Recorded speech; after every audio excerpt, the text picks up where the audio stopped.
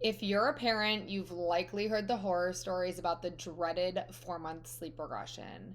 That period where your baby suddenly starts waking every hour, fighting naps, and leaving you feeling like you're back in that newborn phase. But what if I told you that the 4 month sleep regression isn't actually a regression at all, and that there is no scientific evidence to support sleep regressions even exist? Hi, I'm Anne, founder of the Full Feedings Method. I help parents get sleep for their babies without crying it out so restful nights can be the norm in parenthood and not the exception. Today, I am breaking down why the 4 month sleep regression isn't really a regression, what is actually causing sleep disruptions at this stage, and most importantly, how you can support your baby through these changes gently without resorting to cry it out methods. So let's start off with some science. According to the New York Times, while experts and parents agree that sleep patterns can vary wildly throughout a baby's first 2 years, no rigorous data support the notion that nap and nighttime changes happen at predetermined times or are linked to specific developmental milestones. This is actually really good news because it means that your baby's sleep isn't going to suddenly fall apart for no reason. The term sleep regression actually suggests that your baby is going backwards in their sleep development, but babies don't regress. They develop and their needs change as they grow. So, what parents often see as a regression is actually a sign that their baby's feeding and sleep patterns need to adjust to match their development. Simple, right? So, if your baby is waking frequently, it's not random and it's not a regression per se. It's likely due to hunger, overtiredness, or an imbalance in their daytime sleep. These three ingredients, as I call them, must be age appropriately managed to avoid any disruptions to your baby's sleep. Let me explain further.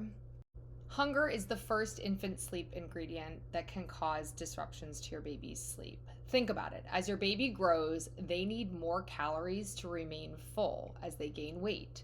If we don't meet their age appropriate caloric need, they can regress and begin waking at night to get those needs met. This is a really common thing that happens, especially around 4 months, because babies become very distracted and their feeds can become shorter or less, and this can lead to an increased need to feed at night.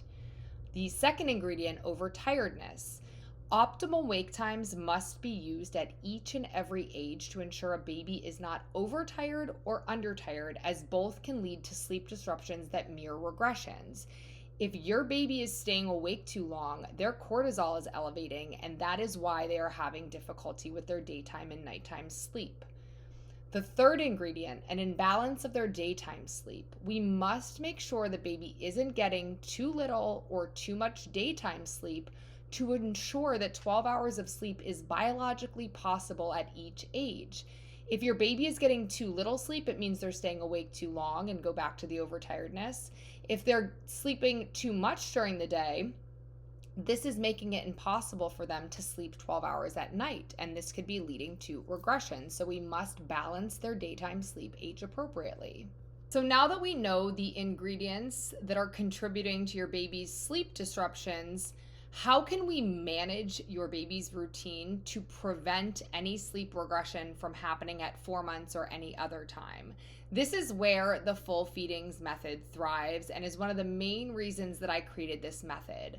I wanted to teach parents how to preemptively make age appropriate changes to their baby's routine to prevent any regressions in sleep, because sleep is such a crucial ingredient in parenthood and life.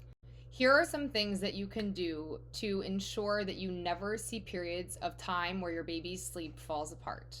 The first would be to prioritize full feedings. This is feeding your baby every 2 to 3 hours during the day, and this will help to prevent hunger-driven night wakings. The second thing is to follow optimal wake times, not just wake windows, but optimal wake times to prevent overtiredness. If your baby stays awake too long, they will get overtired and fight sleep. If they stay awake too short, they'll be undertired and they can wake early and have more frequent night wakings. The third thing is that we are capping our naps at an hour and a half, which I know a lot of people don't like. But when you have longer naps, this can reduce a baby's sleep drive for later naps and bedtime, and it can definitely lead to nighttime sleep disruptions. The fourth thing is to stick to an age-appropriate bedtime. This is anywhere between 6:30 to 8 p.m. depending on your baby's age, but this helps to naturally align with their melatonin release for better nighttime sleep. And the last thing is just to stay flexible. Your baby is not a robot. You want to use an age appropriate routine, but you want to have as much flexibility as you can within that routine, control the things you can, and be flexible with the things that you can't. So, why does the full feedings method work to prevent sleep regressions?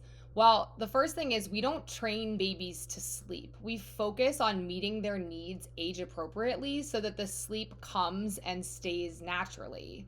So by focusing on full feeds, focusing on their optimal wake times and their age appropriate sleep, parents using the full feedings method often find that their baby transitions smoothly through developmental stages like this 4-month period without a sleep regression.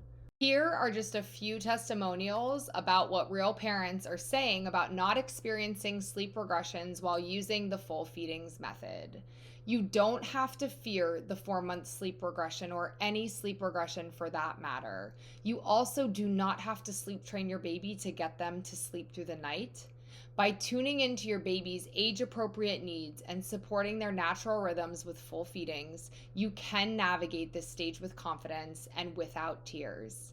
If you want step-by-step support, check out our amazing online programs designed to help you and your baby thrive through every stage.